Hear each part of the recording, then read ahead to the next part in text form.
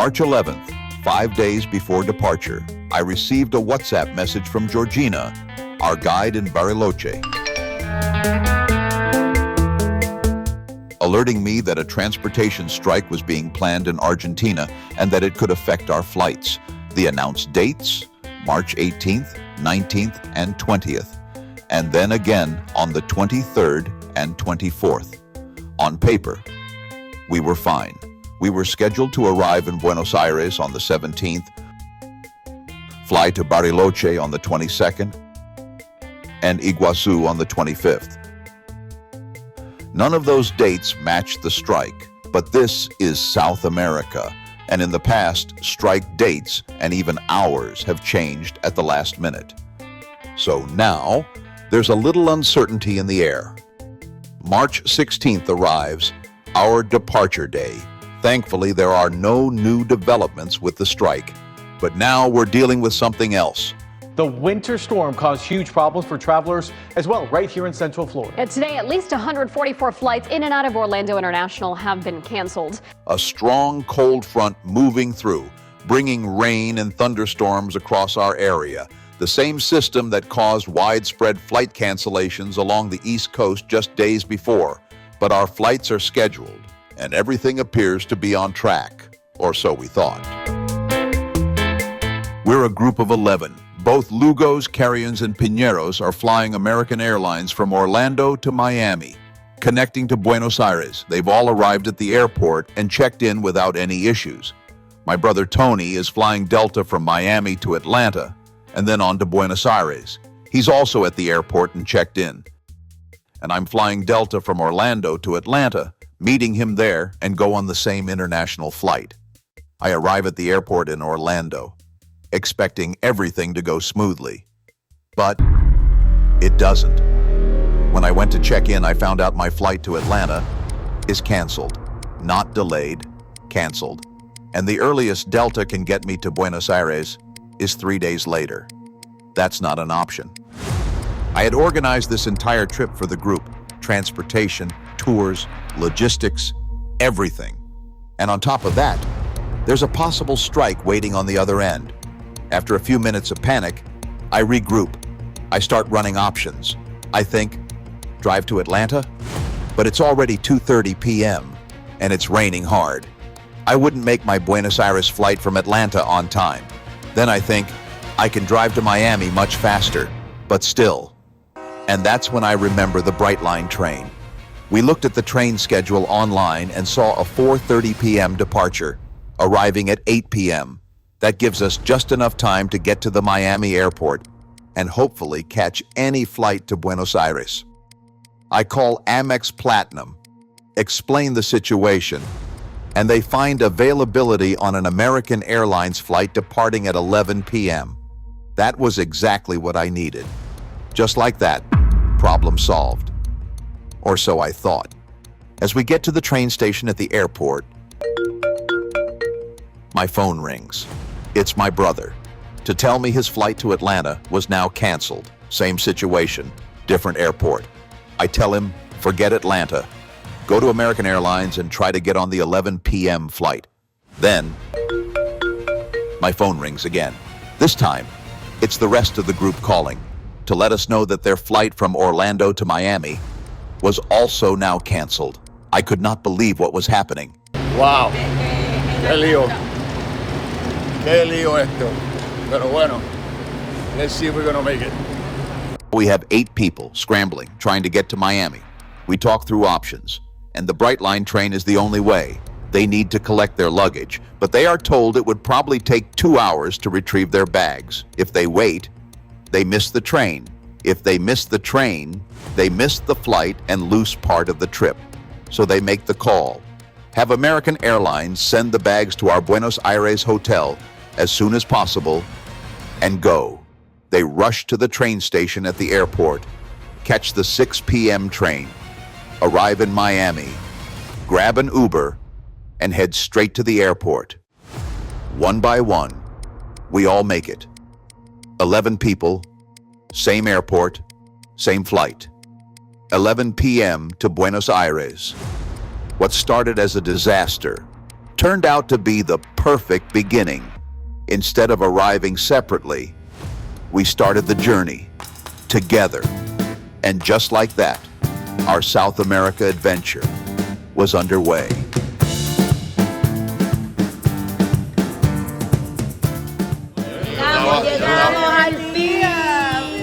After an uneventful overnight flight, we finally land in Buenos Aires.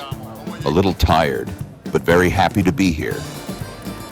Waiting for us at the airport was our guide, Andrés. Bueno, llegamos, como sin maleta, pero llegamos.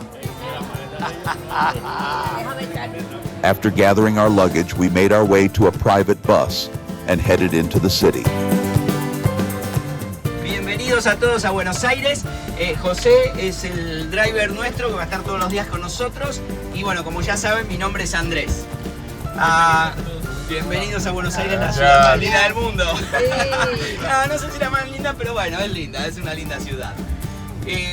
Vamos a estar varios días juntos, así que tenemos un montón de actividades. Ahora, bueno, lo primero vamos a ir para el hotel, dejamos el equipaje, pueden refrescarse un poco.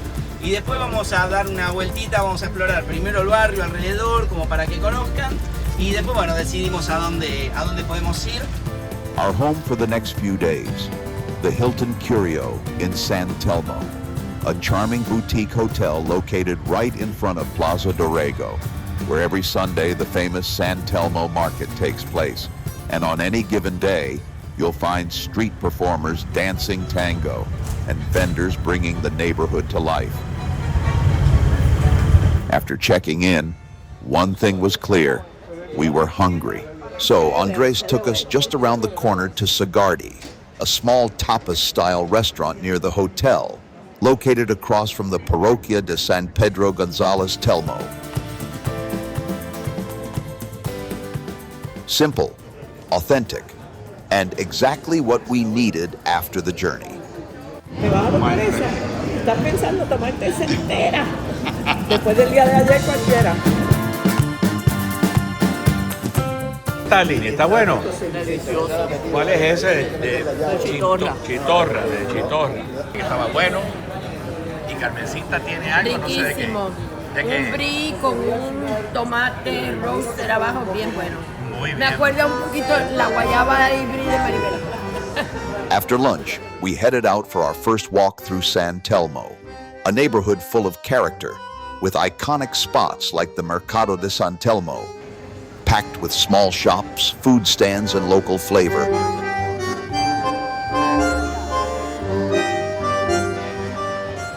And as you walk the streets, there's no doubt where you are. Messi, Maradona, everywhere you look, painted on walls, buildings, part of the identity of the city. From there, we drove through Avenida 9 de Julio, widely recognized as the widest avenue in the world, with up to 16 lanes stretching across an entire city block, and the obelisk, one of the most iconic landmarks in Argentina, and the very place where millions gathered to celebrate Argentina's World Cup victory in 2022. We also visited Galerías Pacifico, a beautifully restored building that once served as a train station, now transformed into an elegant shopping gallery.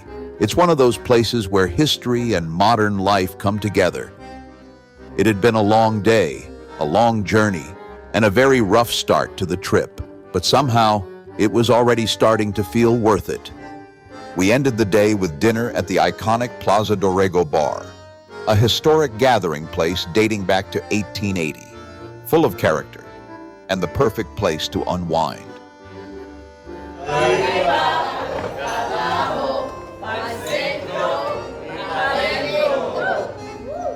And with that, we called it a night.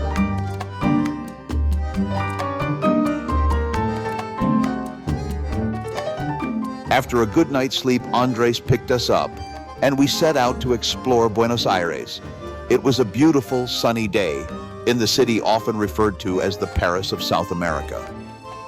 Our first stop, Plaza de Mayo, the historic heart of Buenos Aires, and the stage for many of Argentina's most important moments. As we walked through the plaza, Andres explained the meaning behind the pañuelos blancos, painted across the ground. They represent the headscarves worn by the so-called Mothers of the Plaza de Mayo, a powerful symbol of their search for children who disappeared during Argentina's military dictatorship. At the end of the plaza is Casa Rosada, the executive mansion and office of the President of Argentina. It's also famous for its balcony, where Eva Perón delivered her passionate speeches in the late 1940s and early 1950s. While admiring the Casa Rosada, we were lucky to witness a group of guards, the Granaderos a Caballo, entering the building. They had just completed their ceremonial duty, guarding the mausoleum of General José de San Martín at the cathedral, which just happens to be our next stop in the tour. The Buenos Aires Metropolitan Cathedral was completed in 1852. Its exterior, with 12 columns representing the apostles, resembles a Greek temple more than a traditional church. Inside, the scale is impressive, a 41-meter-high vault, 5 naves, and just inside, a familiar face, Pope Francis, who once served here as Archbishop of Buenos Aires, before becoming Pope in 2013. But perhaps its most important feature is the mausoleum of General José de San Martín, the liberator of Argentina, Chile, and Peru, and one of South America's most revered figures. His tomb is guarded by the very regiment he founded in 1812, the Granaderos a Caballo, still wearing their distinctive red, blue, and white uniforms.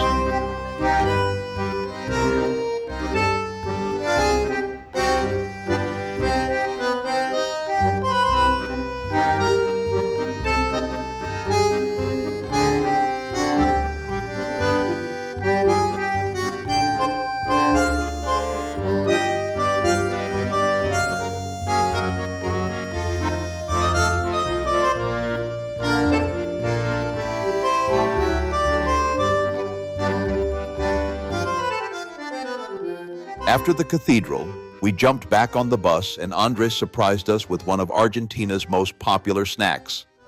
Medialunas. ¿Se acuerdan que les conté? Sí. Es la versión local del croissant. Y es como un croissant, pero no es un croissant. Ahora van a ver. Y las mejores de Buenos Aires las hacen acá, la de Pertuti. Lo que le comenté antes de subir. Pertuti. Son buenísimas. Vayan agarrándose acá traje también servilletas. Yo comí una esta mañana. ¿No? ¿Seguro? He comido una esta mañana, gracias. Yo nunca digo que no. Esta mañana que estaba riquísima. Están buenas, sí. Qué pecados ricos. Y aquí a la mañana con café con leche. Ese es el desayuno típico. Esta mañana estaba bueno. Allá me cogió una, allá me cogió una. Gracias, gracias. Desde medianoche estamos con medianoche. Y algo típico del barrio. Ay, pero qué linda. Gracias. No. Tienen como un jabón o algo por arriba, ¿verdad? Sí, como una miel Ajá. arriba. Las servilletas se necesitan. After tasting the delicious medialunas, we continued on to Puerto Madero, a modern waterfront neighborhood known for its sleek design and revitalized docks, and the striking Puente de la Mujer, a rotating pedestrian bridge inspired by the form of a couple dancing tango.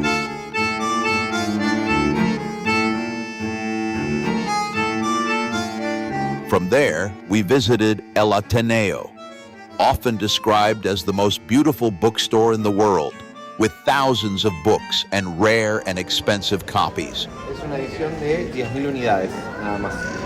Acá al país solo llegaron 5 y recorren su obra completa. Viene aparte con el libro cronológico que explica sus pinturas y con el certificado de garantía del fabricante que es Taschen en este caso.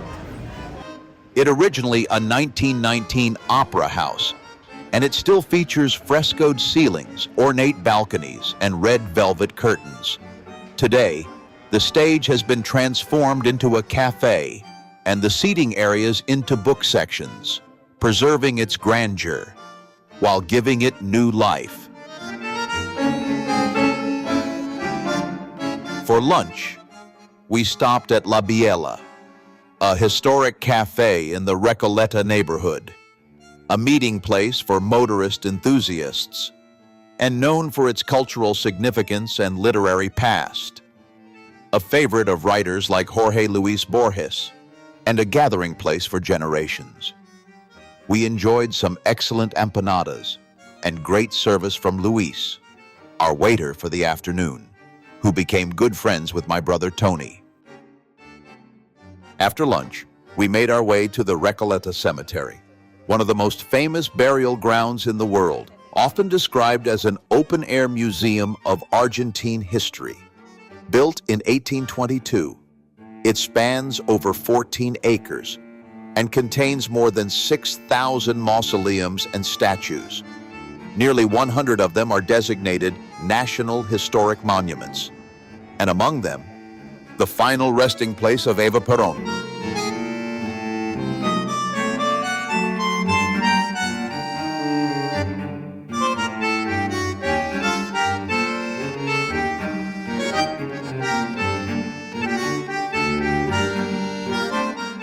Que empiecen a recolectar para mi mausoleo porque No más viajes. yo no espero menos.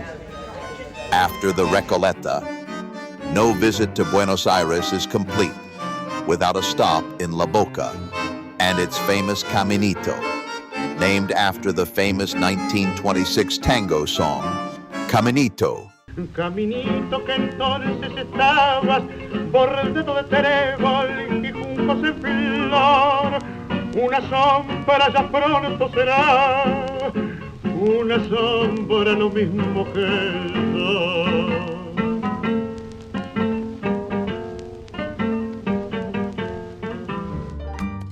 After exploring La Boca, we returned to the hotel for a little downtime before getting ready for the evening. Some relaxed, while others played dominoes. That night, we experienced the La Ventana Tango Dinner Show, a classic San Telmo venue known for its authentic old neighborhood atmosphere, featuring over 30 performers, 2 tango orchestras, folkloric music, and an unforgettable boleadoras performance, all paired with a traditional 3-course Argentine dinner and wine.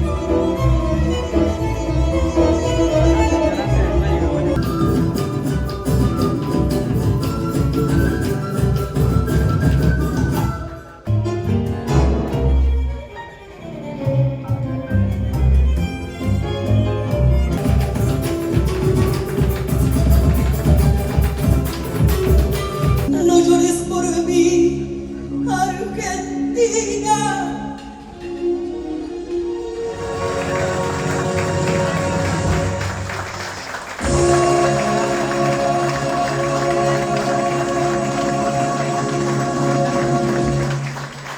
It was the perfect ending to a full and unforgettable day in Buenos Aires. The next day, we headed north to explore San Isidro and the Tigre Delta. Our first stop, Floralis Generica, a striking sculpture made of steel and aluminum, located in United Nations Square. It was a gift to the city from Argentine architect Eduardo Catalano, unveiled in 2002. From there, we stopped along the Paseo Público Costero to take in the view of Buenos Aires across the Rio de la Plata.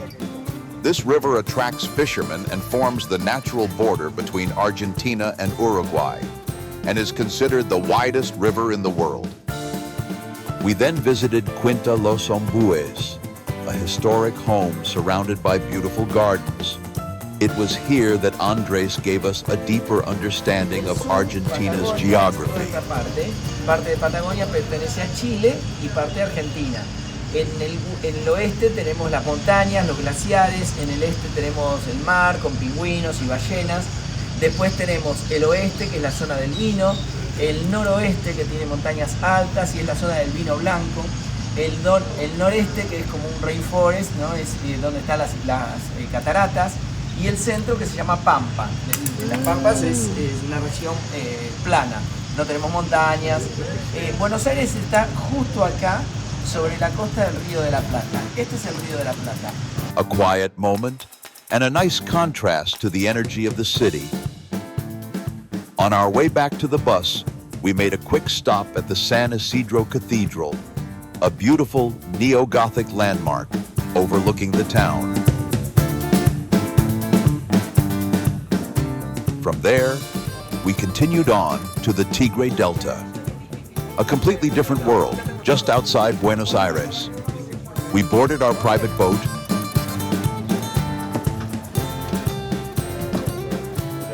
and began exploring the network of canals that define the region.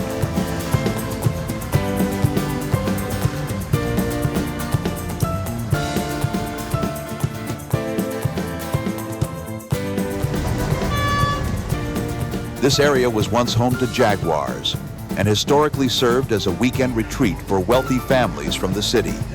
Today, it remains a popular destination for boating, nature walks, and quiet escapes along the water. As we cruised through the delta, the pace slowed and the scenery did the rest. We stopped for lunch at Gato Blanco, one of the most popular restaurants along the river.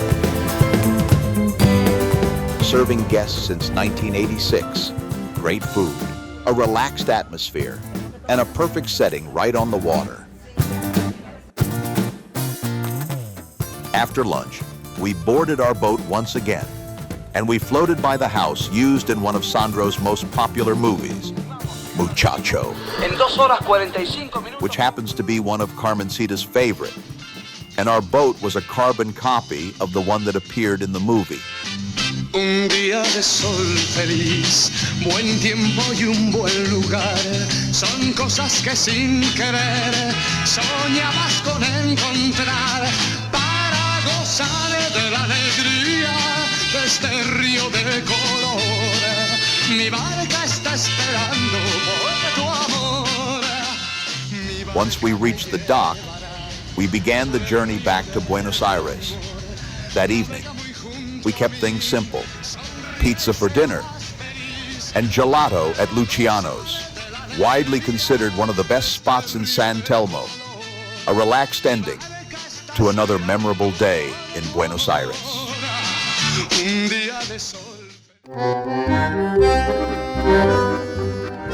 Today we head north once again, this time to visit Estancia Santa Susana and experience Argentina's gaucho way of life. On the way, we made a quick stop to stretch our legs. And of course, Miguelin found something interesting. Estamos aquí en esta parada a comprar snacks y encontré un tremendo snack. Es que es una alfajora que se llama marca Polito. Pero hay uno mejor todavía. Ok. Marca Si Jorge y Miguelín fueran a tener un hijo, se llamaría Jorgelín. We finally arrived at the Estancia, a beautiful ranch just outside Buenos Aires, where we were welcomed by gauchos and gauchas with fresh empanadas and drinks. Estancia Santa Susana, founded in the 1880s, is both a working ranch and a living museum, a place dedicated to preserving Argentina's gaucho heritage. Ahí le vamos a contar un poquito la historia del campo. El campo son 1.300 hectáreas. Son 400 de este lado y 900 del otro lado de la ruta. Acá tenemos una construcción de estilo colonial español y la de frente una construcción de estilo colonial inglés.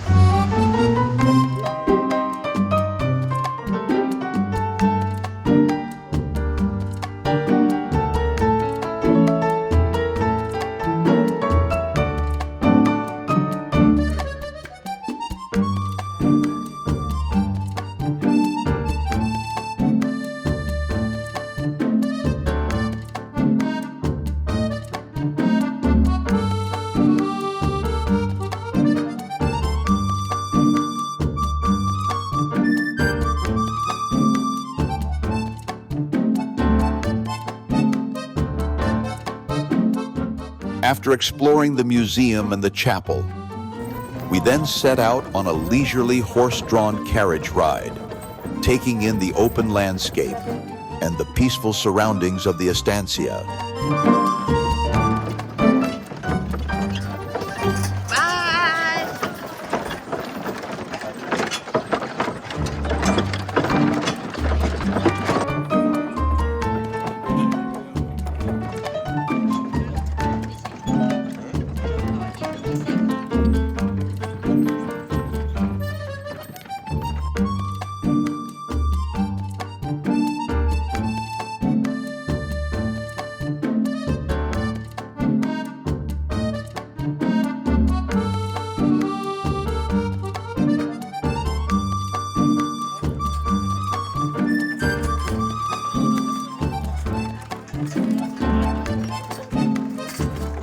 After the ride, we made our way to the restaurant, where a traditional Argentine asado was being prepared.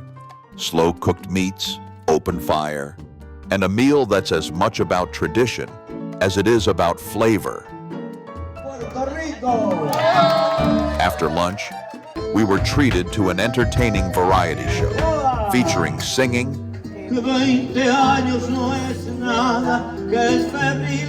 tango, and a demonstration of boleadoras, a traditional gaucho skill used to control livestock, requiring timing, coordination, and precision. Then came one of the highlights of the day, the race for the ring. A traditional gaucho game of skill, where riders at full gallop attempt to thread a small stick through a tiny hanging ring. It requires speed, balance, and remarkable precision. And on this day, some in our group became part of the tradition, Carmencita.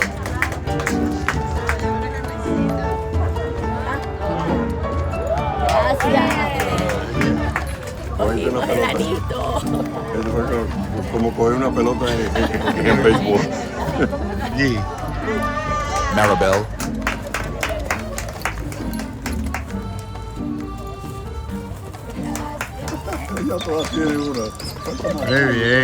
and Zulma were honored by the winning gauchos and presented them with the ring.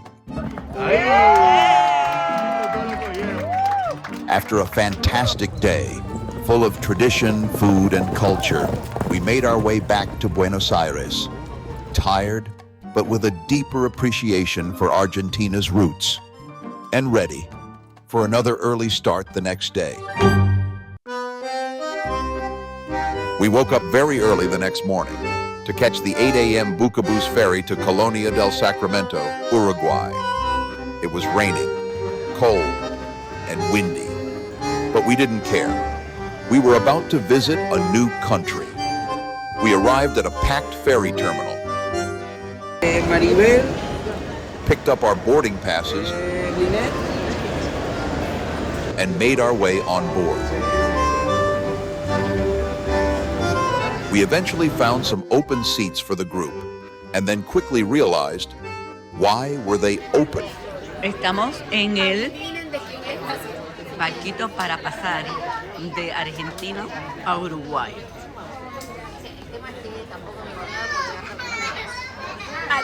Y por supuesto, ¿qué pasa? De todos los asientos, hay una gotera y el mío, y a dos goteras. The 1 hour crossing was smooth, despite the wind and rain. And soon enough, we arrived in Uruguay. We disembarked and found our way out of the terminal, and boarded our rented golf carts, and began exploring this charming and historic town. Aquí va Miguelín, Lini y Andrés. Aquí va Jorge, Maga, Iván, Zulma y Eduardo, Lino y Maribel. Colonia del Sacramento, founded in the 1600s, is one of the oldest towns in Uruguay, known for its quiet streets, colonial architecture, and relaxed pace. Aquí vamos bajando por la calle de los Suspiros. Hay que tener mucho cuidado. Ajá. Es una calle de estilo portugués. Los portugueses hacían el desagüe por el medio. Si lo vemos, está más hundida en el medio. Porque Uruguay fue colonizado por españoles, después venían los portugueses, después volvían los españoles, después volvían los portugueses y así.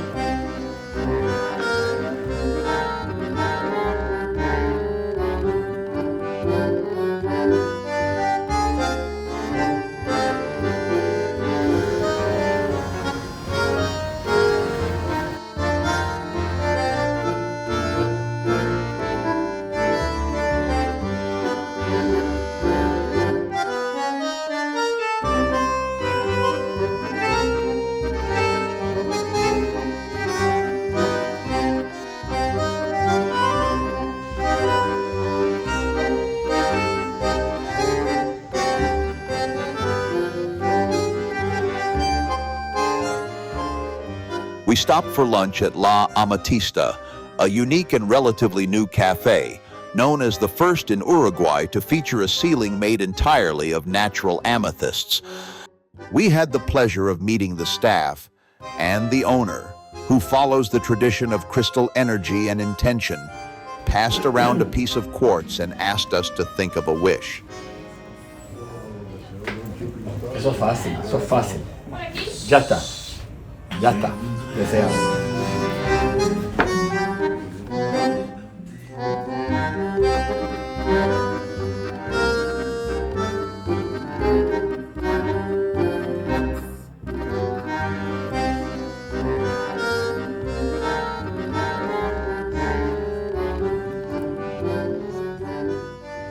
De aquí a 3 meses hay que guardarlo en silencio y está concedido.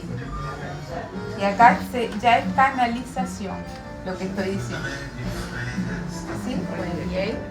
Muchísimas gracias. Gracias. Let's see what happens 3 months from now. We said goodbye to her, jumped back on our golf carts, and continued exploring the town. But the cold, rain, and wind were getting worse. So we made the call to cut the day a little short, and we headed back to the Bucabus terminal to catch the ferry back to Buenos Aires. Tomorrow, we continue our journey in Argentina and fly south to Bariloche.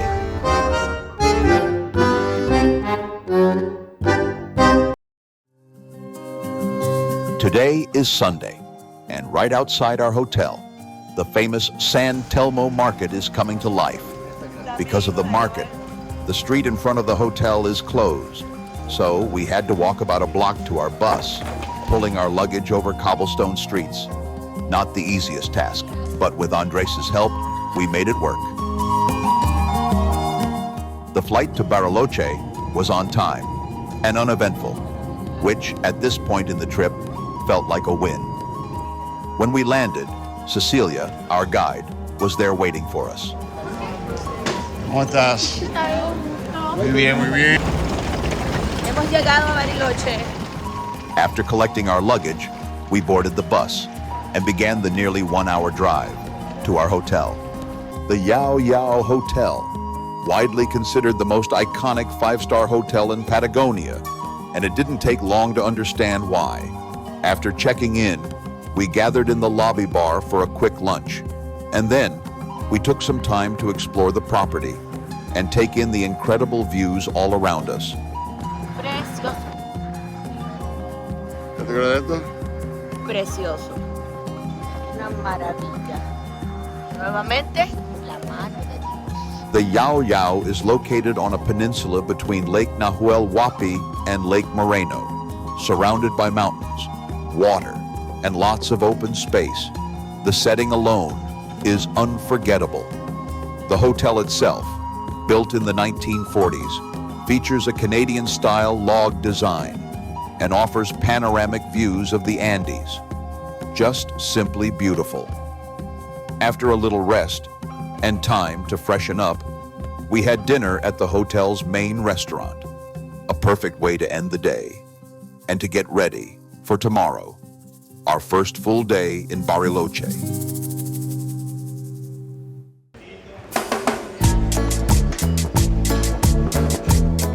After a bountiful and delicious breakfast with incredible views all around us, Cecilia picked us up and we set out to explore Bariloche. Our first stop, Capilla San Eduardo, located very near the hotel.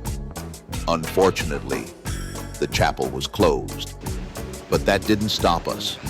From there, we had a perfect vantage point to capture some great views of the Yao Yao Hotel. Next stop, the Angostura Bridge, where Lago Moreno meets Lago Nahuel Huapi. It was incredibly windy, but the views made it worth it. We even walked down to the shore, where we came across the famous Rosa Mosqueta, known for its powerful skin regenerating and healing properties.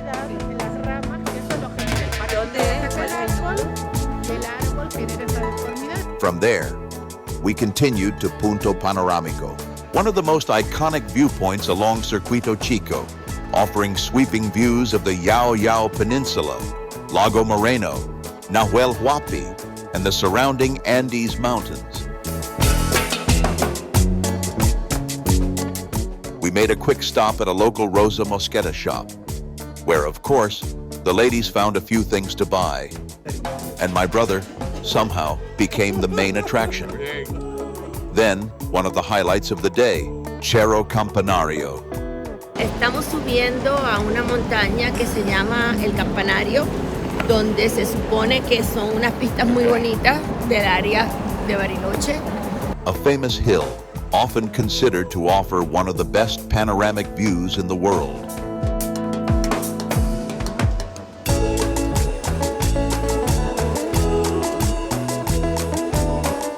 We took the chairlift up. ¿Cómo te fue? Llegaron. Okay, mira, ahí puedes ver la And at the top, a full 360-degree view of lakes, mountains, and the Yao Yao Peninsula below. It was cold, windy, but absolutely worth it.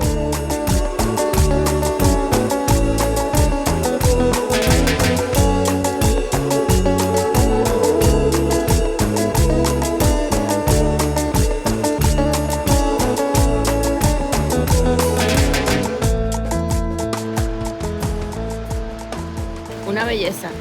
Cuando fuimos a New Zealand pensamos, ¿verdad?, que aquello era lo más lindo, pero después de ver esto, estoy de acuerdo contigo, gordo. Esto está todavía mejor.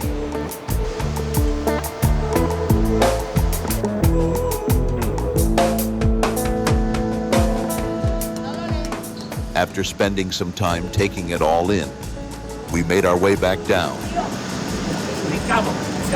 From there, we headed into the city center, where we enjoyed a great Italian lunch at El Boliche de Alberto. And of course, no visit to Bariloche is complete without stopping for chocolate. We visited two of the most popular spots in town, Rapa Nui and Mamushka. As the day went on, the temperature continued to drop and the wind was hauling. My brother's face was so cold he had to buy a ski mask, and I had to stop and buy a Bad Bunny-style aviator hat to cover my ears.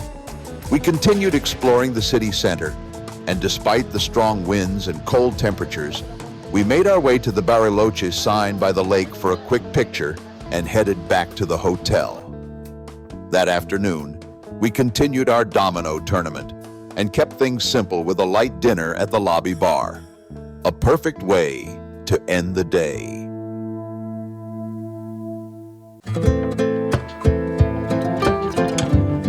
After 9 days of traveling, it was finally time to slow down. Today was a free day to do whatever we wanted. Most of the group chose something a little different, archery, under the guidance of a bow and arrow expert, learning the basics. Tiene que corregir. Una vez que la punta de la flecha está acá, mira de ahí a ahí. Ahora nos vamos a concentrar en tratar de pegarle al papel. Taking aim, and surprisingly, hitting a few bullseyes. Not quite a Robin Hood or William Tell, but definitely heading in the right direction. 1, 2, 3. Fue para abajo.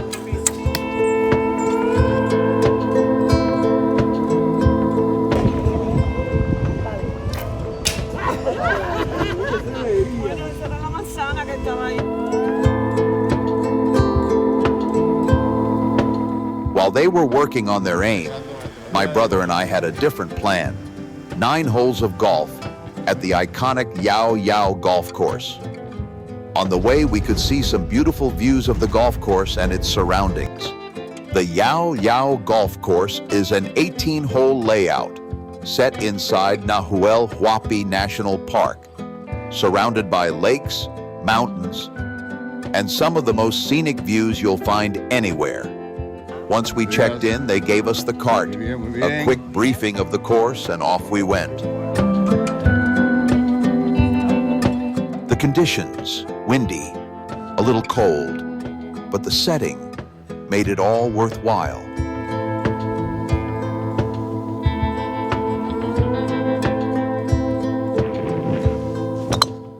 every stroke, every putt. Good or bad, we did not care. The experience of playing golf in such a beautiful place was enough.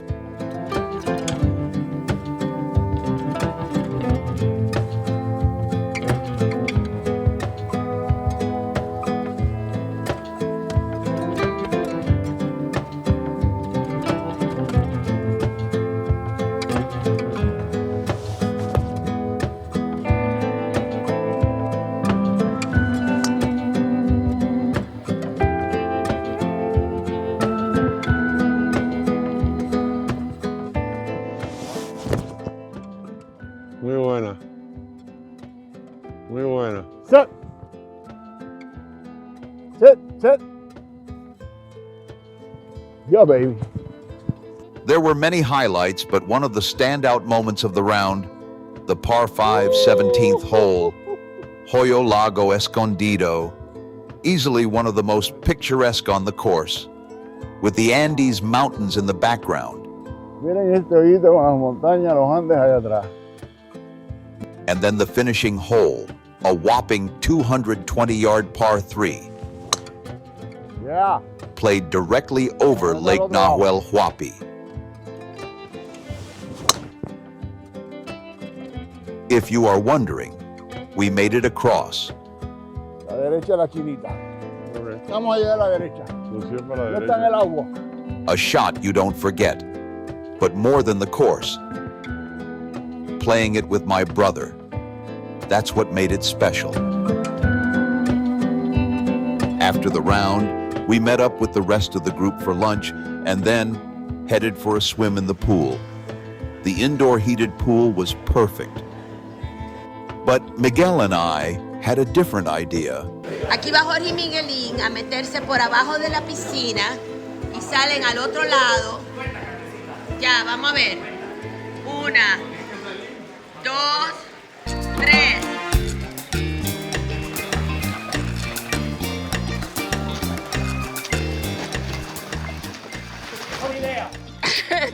We decided to swim out into the open and experience the incredible views from the edge of the infinity pool. Y llegaron. ¿Cómo estuvo? And of course, we couldn't leave the pool area without the classic shot, white robes, and that $1 million backdrop. That evening, we gathered for our final dinner at Lao Yao, because tomorrow we move on. We are heading north to Iguazu and its world-famous waterfalls.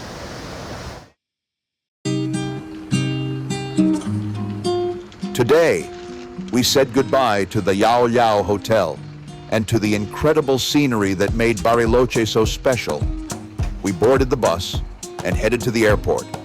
It was going to be a long travel day.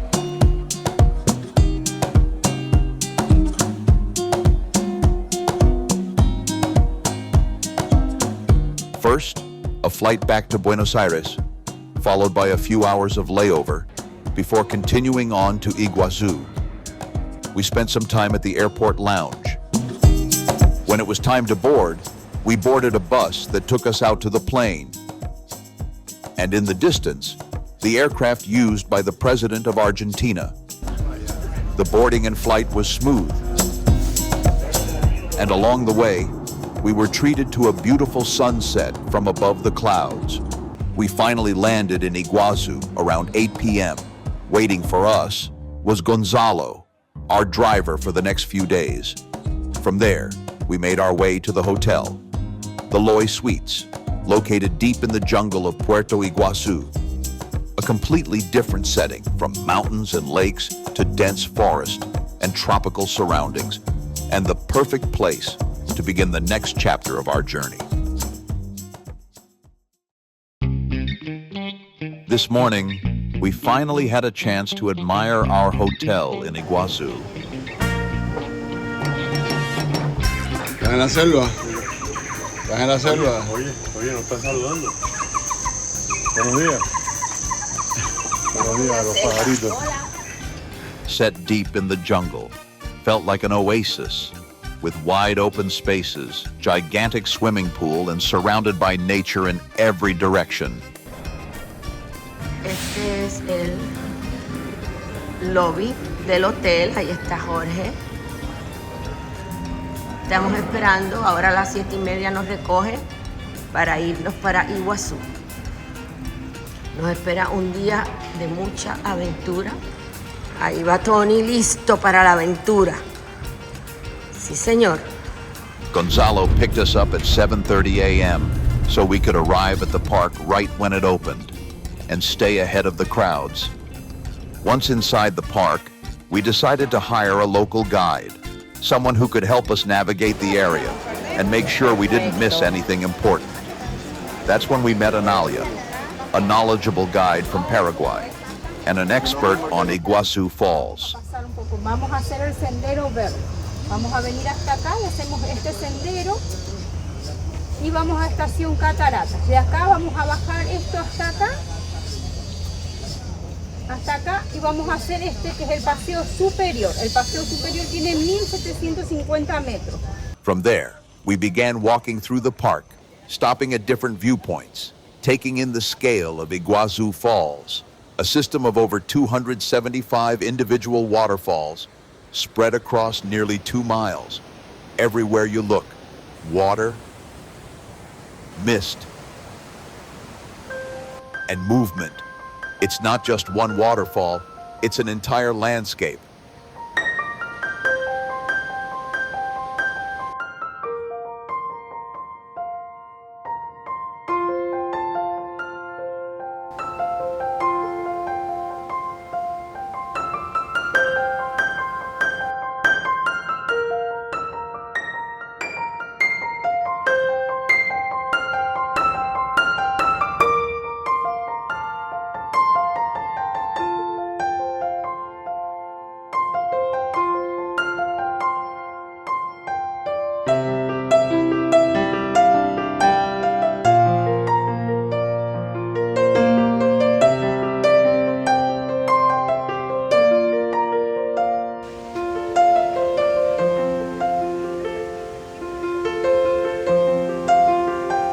After a couple of hours, we stopped for lunch and a chance to recharge before starting our next part of the experience, La Gran Aventura. Ahí venimos, el grupo listo para coger la aventura. We walked towards the meeting point to board a 4x4 open truck for a ride through the rainforest. Es uno de los parques nacionales más antiguos que tenemos en la Argentina, después del Parque Nacional Nahuel Huapi, en Neuquén. En 1984 fue declarado Patrimonio Natural de la Humanidad por la UNESCO y en el 2011 pasó a formar parte de las 7 maravillas naturales del mundo. After the ride through the forest, we walked down towards the river. Esto hay que estar aquí para entender lo que es esto. Esto en papel luce muy lindo, pero hay que trabajarlo. We were given a dry sack for our belongings. Gracias. Ya estamos completos. Ahora nos metemos en esta bolsita. Y nos tiran por ahí por abajo. Exacto. Put on our life vest and boarded our boat that will take us to see the falls, up close and personal.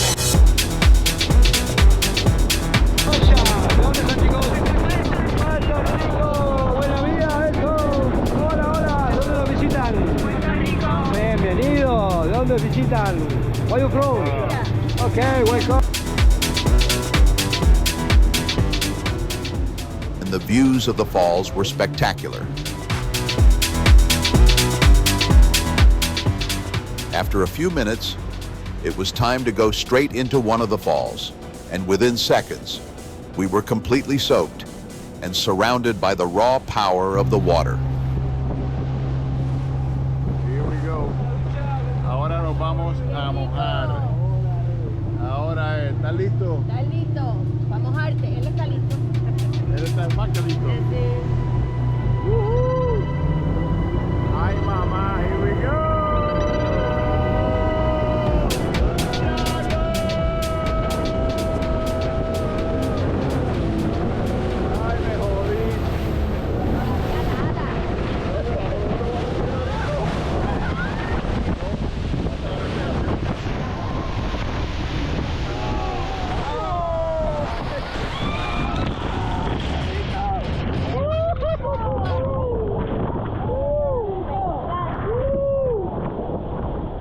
Loud, intense, unforgettable.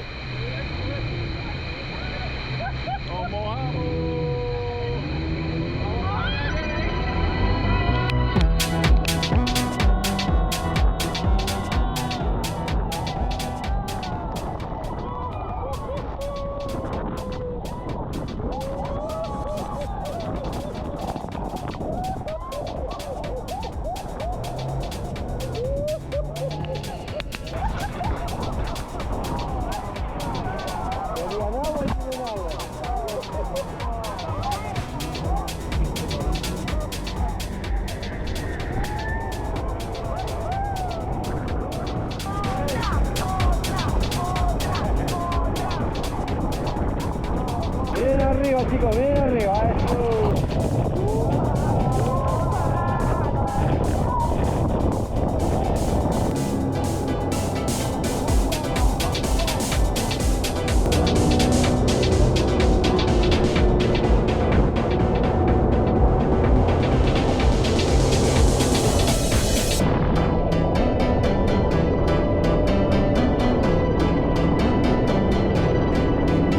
When we returned to the dock, we climbed back on the open-air truck towards the park to meet up again with our guide, Tito and Eduardo. We then all took the train towards the most iconic part of Iguazu Falls, the Devil's Throat.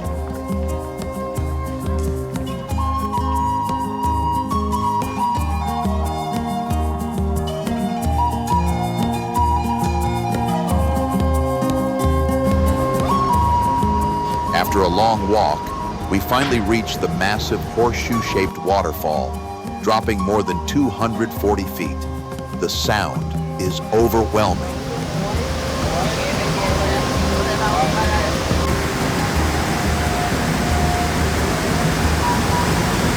Somos muy afortunados de poder disfrutar esto. Una nueva bendición. Standing there, you realize just how powerful nature can be. After taking it all in, we made our way back to the main entrance to meet up with Gonzalo and return to the hotel. We were tired, but what better way to end the day than having a few drinks by the pool in the middle of the jungle? But after one or two drinks, or perhaps more, it was time to find our way back to our rooms and get ready for dinner. Ahí está Jorge llevando a Tony a su cuarto. No sabemos si Tony está un poquito pasado con el whisky. Tomorrow, we return to the falls, but this time to the Brazilian side.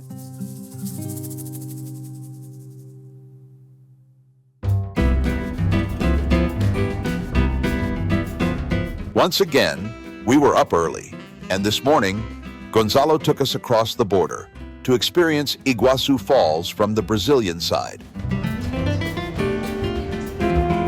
After purchasing our tickets at the entrance, we boarded the park bus, which would take us to the starting point of the trail, right in front of the famous Belmond Hotel. And after just a short walk, the falls suddenly appeared before us, and what a view it was. Yesterday, on the Argentine side, we experienced the falls from up close. Today, we admired them from a distance. A completely different perspective, but just as spectacular. As we walked along the trail, we could recognize many of the viewpoints we had visited the day before, including Salto San Martin, with the large Argentine flag visible in the distance. And with every step we took, the views just kept getting better.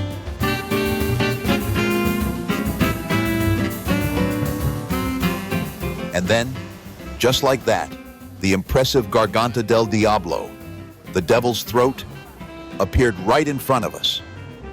We reached what is probably the most spectacular viewpoint in the park, a pedestrian bridge extending out toward the falls with some spectacular views of Devil's Throat.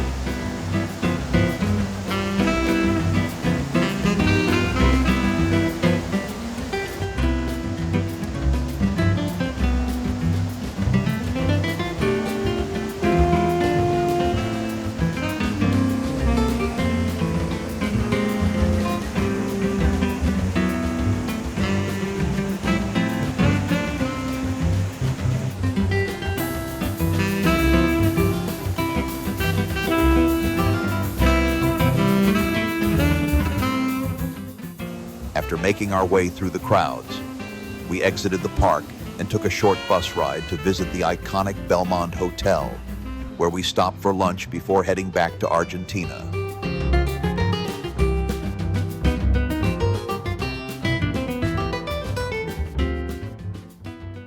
After lunch, we boarded the bus once again and headed to the entrance to meet up with Gonzalo. On the way back to the hotel, we made one final stop at a souvenir store. The guys sat down to rest while the ladies continued shopping. After clearing customs, we crossed the bridge connecting Brazil and Argentina, where you could literally see where one country ended and the other began. Brasil todavía. Y ahora estamos en Argentina. Y Argentina. Back at the hotel, we grabbed a taxi and headed to the famous Hito Tres Fronteras, the exact point where Argentina, Brazil, and Paraguay meet. Tenemos a Paraguay. Unido por el río Paraná. Quizás. Tenemos el puente que une a Brasil con Paraguay. Construido pero no inaugurado. Nos vamos ahora a la Argentina. ¿Dónde estamos? ¿Dónde Atrás estamos? tenemos a Brasil. ¿Vete para Brasil? ¿Eh? ¿Y continúa a irse a Brasil? Sí. Estamos a Brasil. That evening, we had dinner at La Rueda, one of the most famous restaurants in Puerto Iguazu, serving guests since 1975. A perfect final dinner to end our time in Iguazu.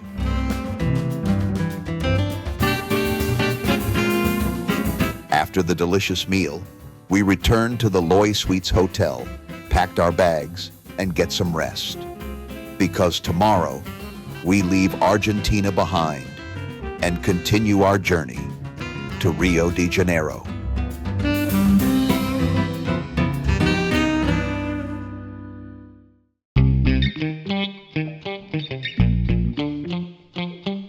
Today, we head to a new country, Brazil. After saying goodbye to Gonzalo, our driver for the past few days, we boarded our LATAM flight, bound for Rio de Janeiro. Bueno, ya hicimos Buenos Aires, Bariloche, Iguazú y ahora Río. Y con la misma botella de vino. Ay, sí, Que la con la sacamos a misma pasear. botella. La pasar. Y tu niño cargando la misma botella de vino desde Buenos Aires. Hay que abrirla ahora, Río. The moment you land in Rio, you immediately know you're in the land of football. Right outside our gate, we found a soccer goal and ball waiting for anyone willing to try their kicking skills. Él juega para Orlando City.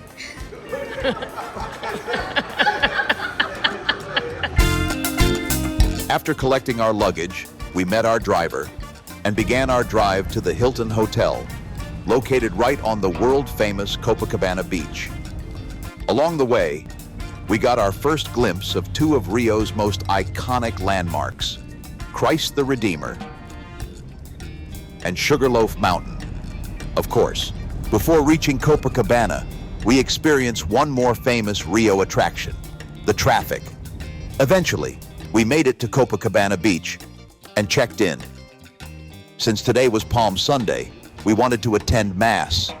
So we found a church nearby, grabbed an Uber, and headed over. The Mass was entirely in Portuguese, but we were able to follow along. After Mass, some of us decided to walk back to the hotel. Along the way, we passed the famous Copacabana Palace, one of the most luxurious and historic hotels in Rio. But we loved our Hilton, and after a long travel day, we headed straight to bed.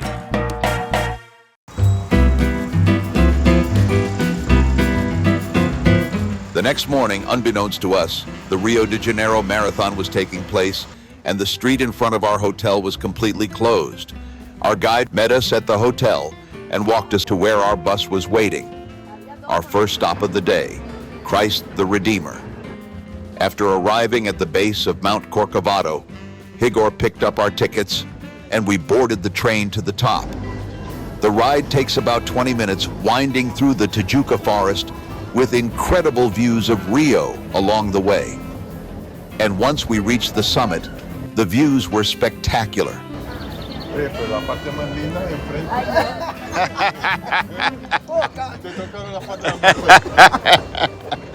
But more importantly, we were standing next to one of the new 7 wonders of the world, Christ the Redeemer. Completed in 1931, the statue stands 98 feet tall, with arms stretching 92 feet across. Over the years, it has become the symbol not only of Rio, but of Brazil itself. From the top, we could see all of Rio spread out below us.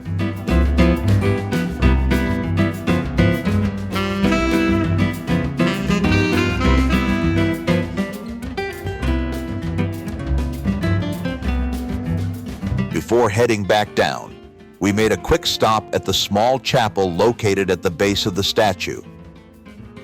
Our next stop, the world-famous Celeron Steps, also known locally as the Lapa Steps. This colorful staircase was created by Chilean-born artist Jorge Celeron, who described it as my tribute to the Brazilian people. After the mandatory photo session, we continued on. Our next stop, the Metropolitan Cathedral of Rio de Janeiro, also known as the Cathedral of Saint Sebastian, with capacity for over 25,000 people, designed by architect Edgar Fonseca. Its massive cone-shaped structure rises nearly 250 feet, inspired by the shape of Mayan pyramids. Inside, enormous stained glass windows surround the cathedral, creating a spectacular play of light throughout the space. Afterwards, we stopped briefly in the Santa Teresa neighborhood, known for its historic charm, narrow streets, and artistic atmosphere.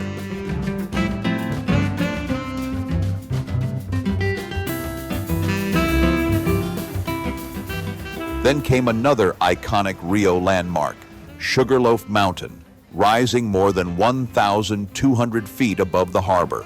It gets its name from the traditional shape of concentrated sugar loaves once used in Brazil. It's famous for its cable car and some of the most breathtaking panoramic views in the world.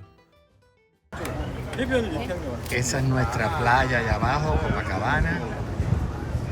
Y la gente está haciendo fila para tomarse retrato.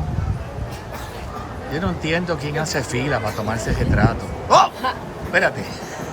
¿Aquí estás regalando algo? Algo están regalando. Sí. La vista. La vista. By now, we were definitely hungry.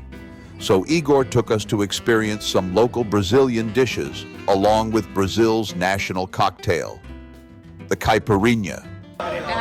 Con hambre. ¿Qué? Ay, no, es que estaba tomándole a él. Por la salud de Luis. Por la salud de Igor. Él le cambia a todo el mundo el nombre. Me están sirviendo el típico plato brasileño. Okay, thank you, Igor. That's perfect. Bacalao bueno. Oye. Bien bueno. Oh. Yo fui beneficiado después de este grupo. Bacalao. No, aquí se están dando.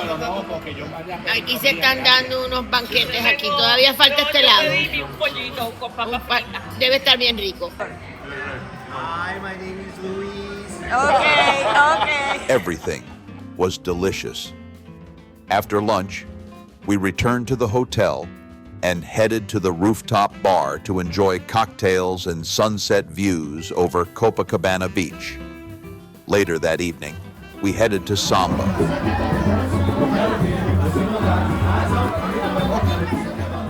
A lively beachfront restaurant to celebrate the trip and say goodbye to Lini and Miguelín. Aquí estamos en la orilla de Copacabana comiendo en la última noche que está Miguelín y Lini con nosotros, que regresan mañana para Orlando y nosotros seguimos para Chile el día siguiente.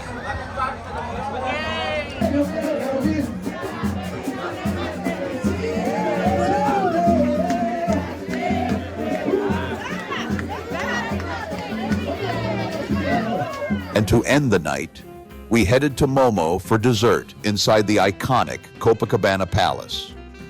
A perfect ending to another unforgettable day in Rio de Janeiro.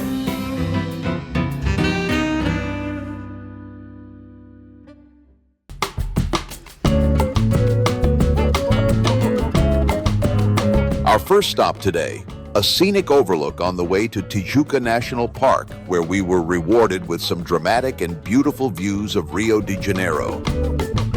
From there, you could see almost the entire city, and in the distance, Christ the Redeemer watching over Rio.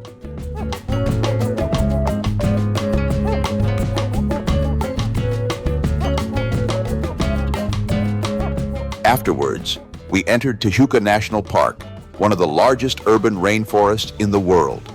We began a short hike through the forest surrounded by waterfalls, dense vegetation, and the sounds of nature all around us.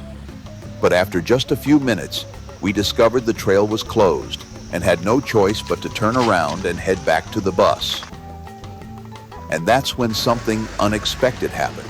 Right there, near the road, a beautiful blue morpho butterfly appeared, one of the most iconic butterflies of the tropical rainforest, known for its vibrant blue wings.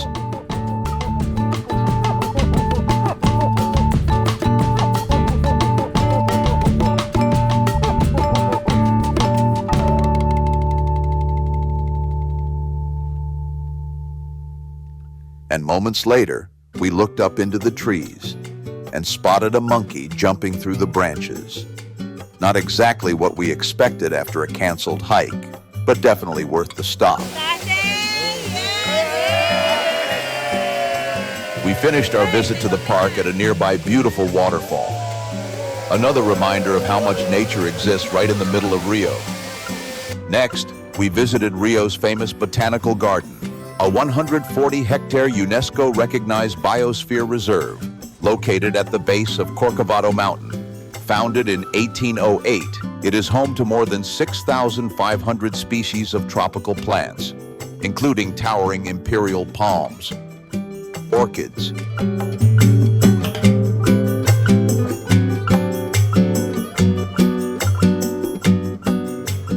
walking through the gardens, it felt peaceful, elegant, and completely different from the energy of the city. Then came what was probably the most fascinating stop of our visit to Rio, the Carnival experience. On the way, we passed by the avenue where the famous Rio Carnival Parade takes place every year. The Carnival experience is located inside a series of massive warehouses at the base of a favela. When we arrived, we met our host, Tan. Pero la samba nació en Bahía. En Bahía. Pero se desarrolló en Río de Janeiro.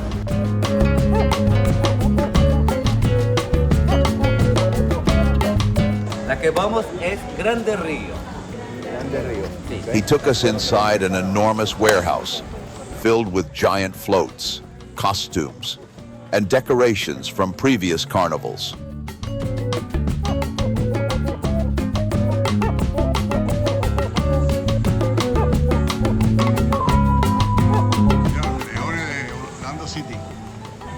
Impresionante, ¿verdad? Unbelievable. Increíble. And he explained something many people don't realize. Carnival is actually a massive competition between samba schools.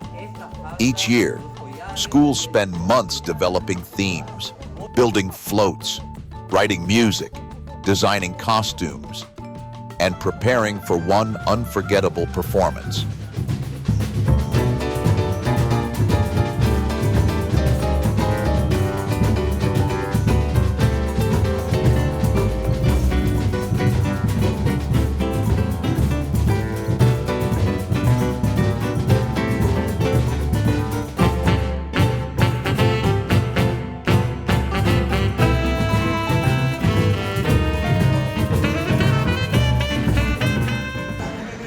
una sorpresa para vosotros. Eso se va a pasar en 1, 2, 3.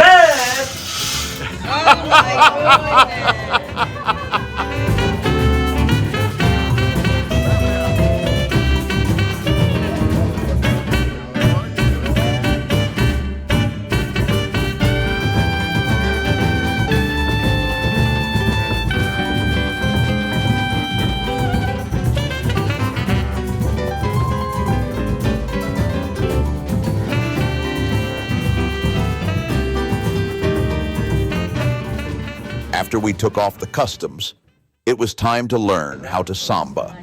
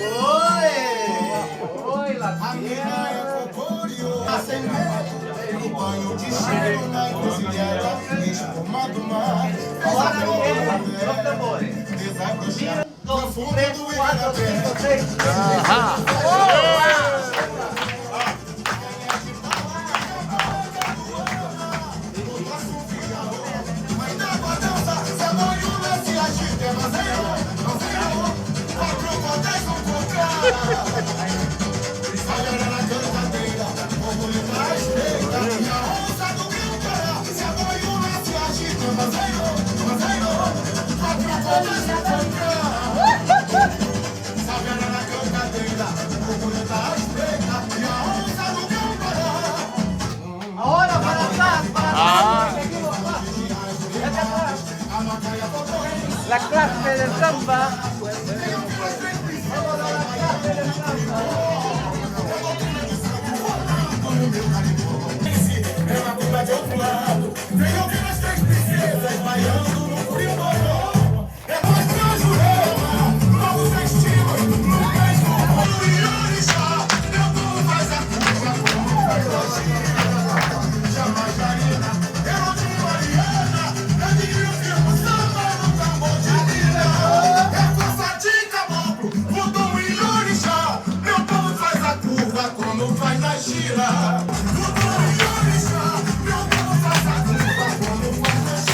Let's just say, we probably still need a little more practice before getting invited to perform in one of Rio's carnival. But one thing is certain, we had a lot of fun. Agradezco muchísimo por aprender de todos vosotros, por confiar en mí la palabra y desear la mejor vida, porque es lo que hacemos de aquí, es celebrar la vida. Cuando miramos a todos nosotros y la celebramos. Y subir las cosas mejor. ¡Para arriba! ¡Para abajo! ¡Para el centro y para adentro! Afterwards, we said goodbye to Igor at the hotel, and then took one last walk along the beautiful Copacabana beach before dinner, where we finally opened the bottle of wine my brother Tony had been carrying in his backpack since Argentina. Tomorrow, we leave Brazil behind and continue on to Santiago de Chile.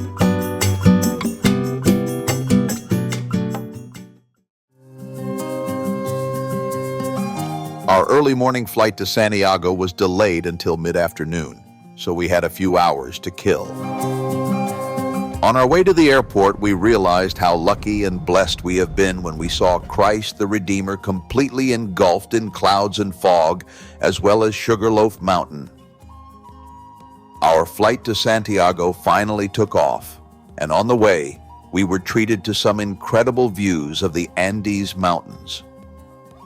Once we landed, our guide Juan Carlos was waiting for us to take us to the hotel and get ready for tomorrow's tour of Santiago de Chile. Our first stop the next morning was the San Francisco Church, located right next to our hotel.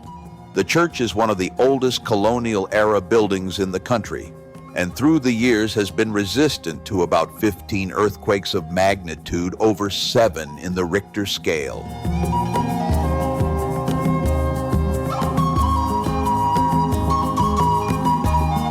After exploring the inside of the church, we walked to a nearby neighborhood known as El Barrio París y Londres, known for its European influence in architecture.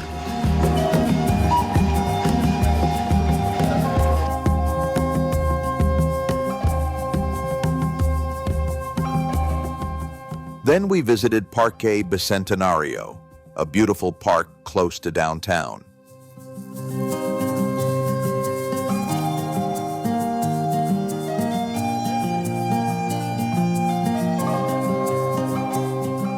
Next, we visited Parque Metropolitano de Santiago, Chile's largest urban park, sprawling over 720 hectares across several hills, including Cerro San Cristobal. We jumped on the cable car and had some incredible views of Santiago de Chile. At the top, we made our way to the Santuario de la Inmaculada Concepción.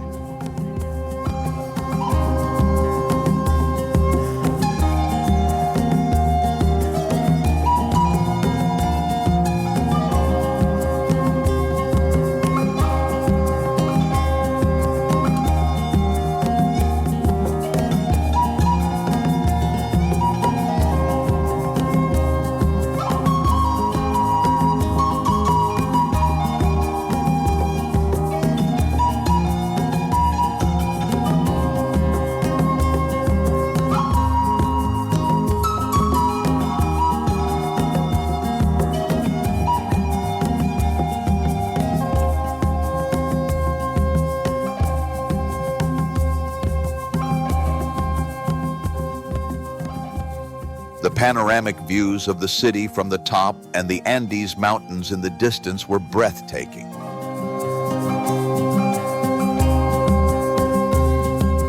Before heading back down, we tried a local popular and refreshing summer beverage. Sobre el trigo. Trigo precocido, ¿cierto? Que se compra aparte, esto normalmente se compra en el mercado, te lo venden así, no tienes que cocerlo ya. Okay. Y luego ella ahora va a meter la cucharita, la cucharona, y ahí va a ser, mira, ahí está el mote, o sea, el líquido con el durazno, el álbaro. ¿Y es caliente o frío? Esto es más frío que beso suegra. Y esto, adivinen cómo se toma, cómo se consume. Con una cuchara. Una cuchara. Porque tienes que tomar el mote, tienes que tomar. Y se llama abajo, otra vez. Mote con huesillo, mira qué lindo. Esto es una delicia, mi amor. ¿Qué huesillo? ¿Quién va a ser la primera? ¿Y qué es lo de abajo? Una pedita, ¿no? Puedes tomar un sorbito para que veas el. No, me la va a tapar. Ay, pero un juguito es rico. Yo quiero ir de abajo. Eso, mira, ahí, así se come.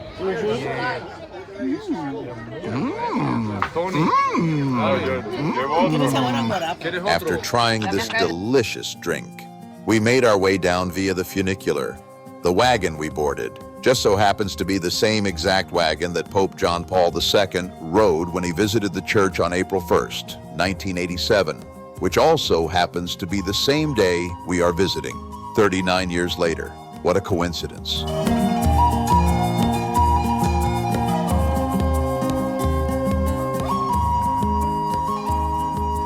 Once we reached the bottom, we walked to the neighborhood where Pablo Neruda, famous Chilean poet and 1971 Nobel Prize winner in literature, grew up and wrote some of his poems.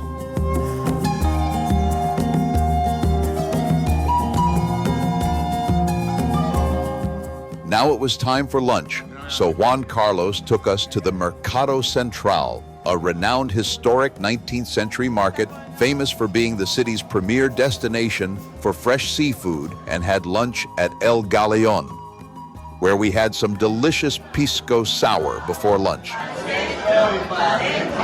Eso.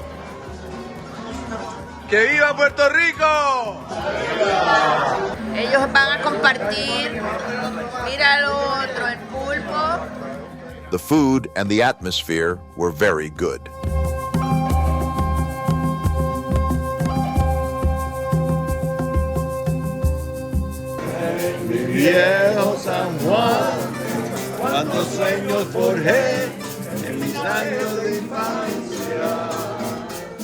While we were eating, a group of musicians came to our table and serenade us El Viejo San Juan, courtesy of a group of tourists from Puerto Rico.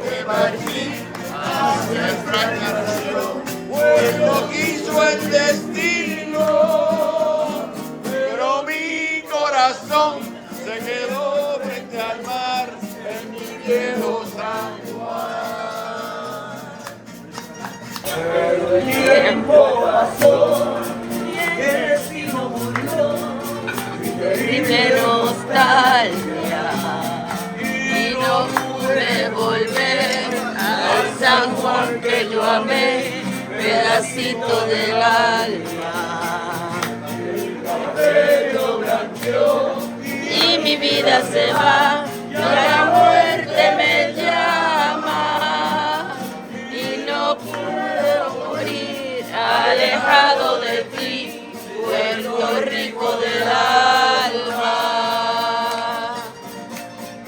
Adiós, adiós, adiós,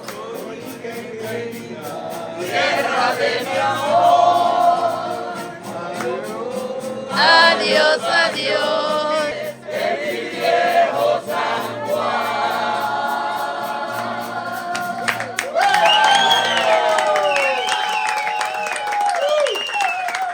Que siga la fiesta y siga disfrutando. Gracias. Dios lo bendiga. A very emotional and precious moment. After lunch, we explored the mercado and visited the busy fish market.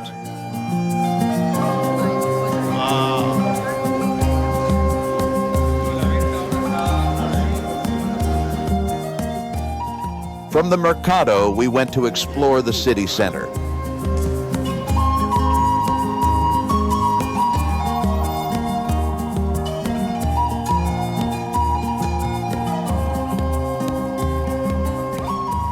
Besides the history of Santiago, we also learned about Café con Piernas, the Hooters of coffee. Pabele, te cambiaste el título. En la entrada viene esta muchacha y me dice, ¿ustedes son turistas? Yo le dije, ¿ustedes saben a dónde ustedes están entrando? Yo, es una de las muchachas que hizo todo el café. Café con piernas. Se fue. Maribel cambió de título, de reina. ¿Cómo está ese café? We then started to walk back to our hotel, and on the way, we stopped at a metro station to see the beautiful artwork on the walls. That night, we had our goodbye dinner at the hotel and drank Carmen's wine. Tomorrow is our last day of the trip, but we still have a full day planned ahead.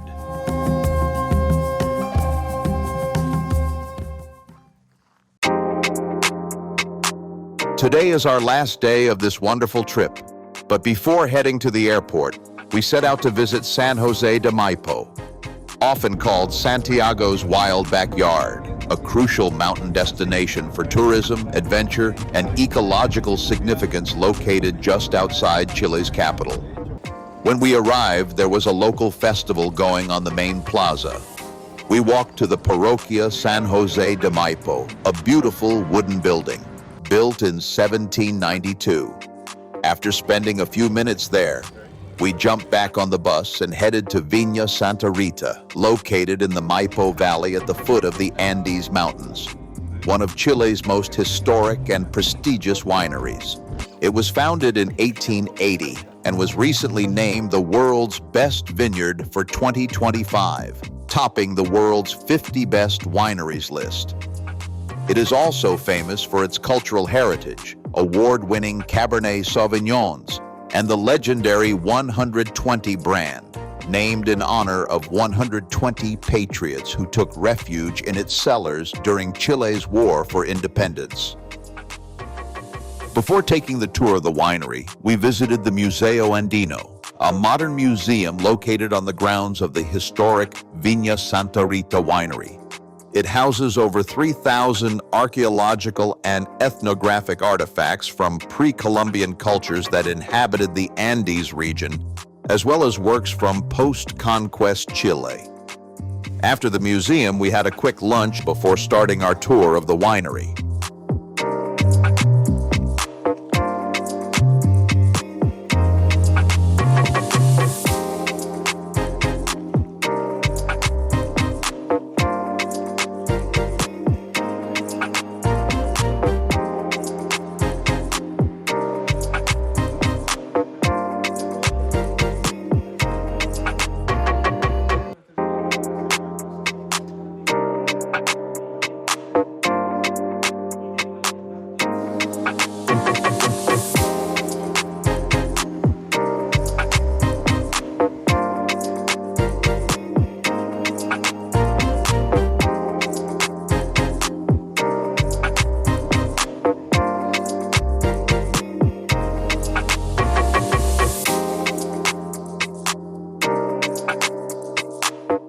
When the tour ended, we started our journey back to the airport where we waited for our flight home at the lounge.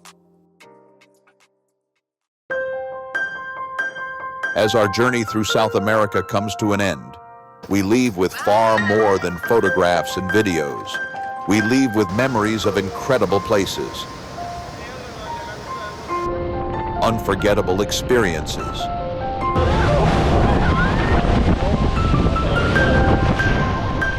and moments shared with family and friends that will stay with us forever.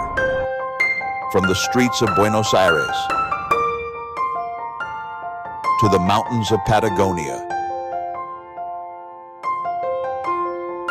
the power of Iguazu,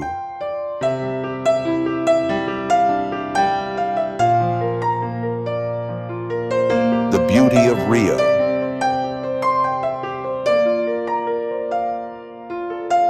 and the history of Santiago. Every stop gave us something special, and above all, we experienced it together, and for that, we are truly grateful. Thank you, South America. Until next time.